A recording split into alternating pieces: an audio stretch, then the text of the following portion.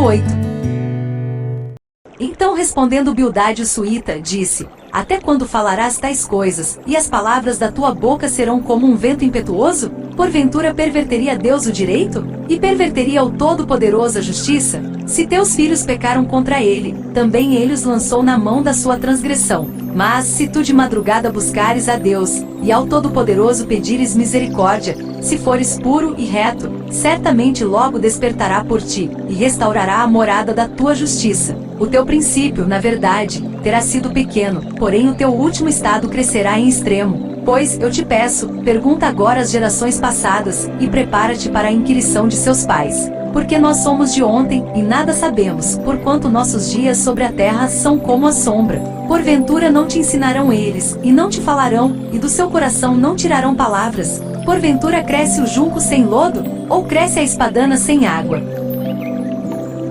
Estando ainda no seu verdor, ainda que não cortada, todavia antes de qualquer outra erva se seca. Assim são as veredas de todos quantos se esquecem de Deus, e a esperança do hipócrita perecerá, cuja esperança fica frustrada, e a sua confiança será como a teia de aranha. Encostar-se-á à sua casa, mas ela não subsistirá, apegar-se-á a ela, mas não ficará em pé. Ele é viçoso perante o sol, e os seus renovos saem sobre o seu jardim, as suas raízes se entrelaçam, junto à fonte, para o pedregal atenta. Se Deus o consumir do seu lugar, negá-lo-á este dizendo: Nunca te vi. Eis que este é a alegria do seu caminho, e outros brotarão do pó. Eis que Deus não rejeitará o reto, nem toma pela mão aos malfeitores, até que de riso te encha a boca, e os teus lábios de júbilo. Os que te odeiam se vestirão de confusão, e a tenda dos ímpios não existirá mais. Capítulo 9. Então Jó respondeu, dizendo: Na verdade sei que assim é. Por quê? Como se justificaria o homem para com Deus? Se quiser contender com ele, nem a uma de 1000 coisas lhe poderá responder. Ele é sábio de coração, e forte em poder. Quem se endureceu contra ele, e teve paz? Ele é o que remove os montes, sem que o saibam, e o que os transtorna no seu furor.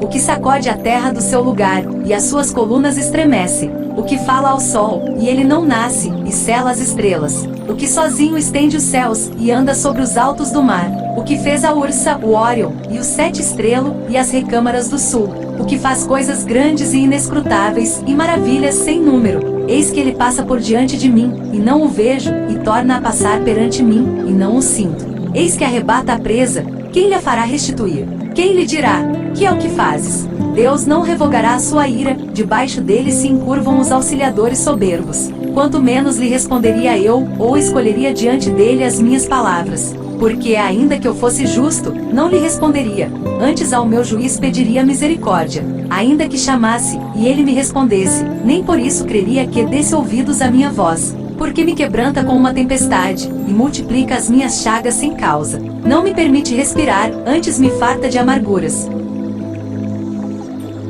Quanto às forças, eis que ele é o forte, e quanto ao juízo, quem me citará com ele?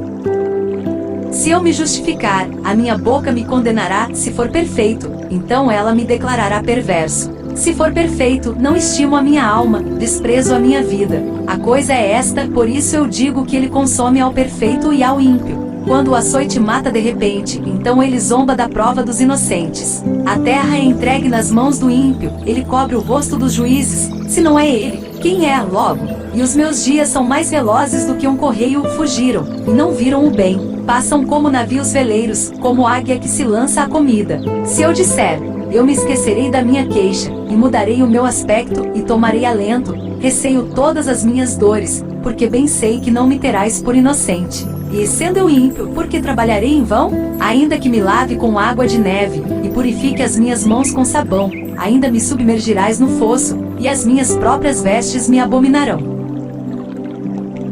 Porque ele não é homem como eu, a quem eu responda, vindo juntamente a juízo. Não há entre nós árbitro que ponha a mão sobre nós ambos. Tire ele a sua vara de cima de mim, e não me amedronte o seu terror. Então falarei, e não o temerei, porque não sou assim em mim mesmo. Capítulo 10. A minha alma tem tédio da minha vida, darei livre curso à minha queixa, falarei na amargura da minha alma. Direi a Deus: não me condenes, Faze-me saber por que contendes comigo. Parece-te bem que me oprimas, que rejeites o trabalho das tuas mãos e resplandeças sobre o conselho dos ímpios? Tens tu porventura olhos de carne? Vês tu como vê o homem? São os teus dias como os dias do homem? Ou são os teus anos como os anos de um homem, para te informares da minha iniquidade, e averiguares o meu pecado? Bem sabes tu que eu não sou iníquo, todavia ninguém há que me livre da tua mão. As tuas mãos me fizeram e me formaram completamente, contudo me consomes. Peço-te que te lembres de que como barro me formaste e me farás voltar ao pó. Porventura não me vazaste como leite, e como queijo não me coalhaste. De pele e carne me vestiste, e de ossos e nervos me teceste. Vida e misericórdia me concedeste, e o teu cuidado guardou o meu espírito.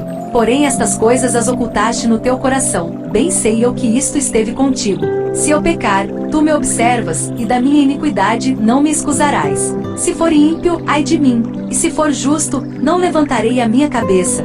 Farto estou da minha ignomínia, e vê qual é a minha aflição, porque se vai crescendo. Tu me caças como a um leão feroz, tornas a fazer maravilhas para comigo.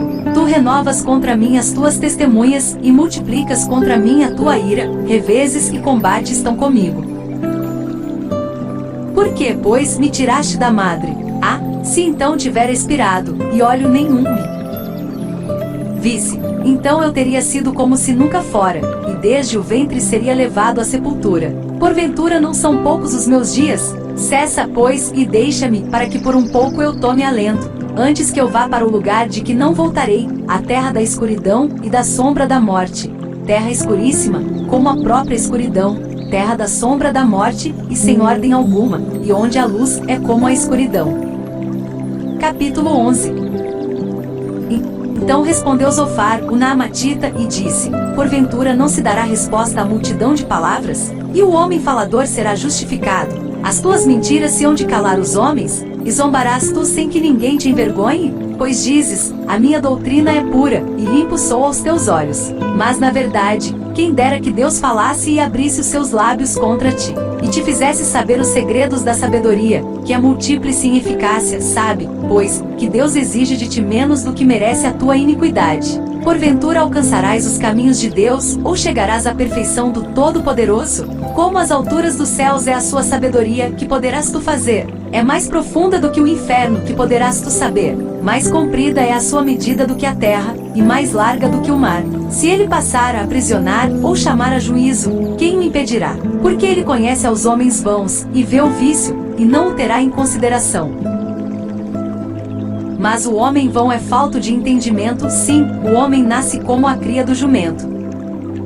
Montes, se tu preparares o teu coração, e estenderes as tuas mãos para ele, se há iniquidade na tua mão, lança-a para longe de ti, e não deixes habitar a injustiça nas tuas tendas. Porque então o teu rosto levantarás sem mácula, e estarás firme, e não temerás. Porque te esquecerás do cansaço, e lembrar-te-ás dele como das águas que já passaram. E a tua vida mais clara se levantará do que o meio-dia, ainda que haja trevas, será como amanhã. E terás confiança, porque haverá esperança, olharás em volta e repousarás seguro. E deitar-te-ás, e ninguém te espantará, muitos suplicarão o teu favor. Porém os olhos dos ímpios desfalecerão, e perecerá o seu refúgio, e a sua esperança será o expirar da alma.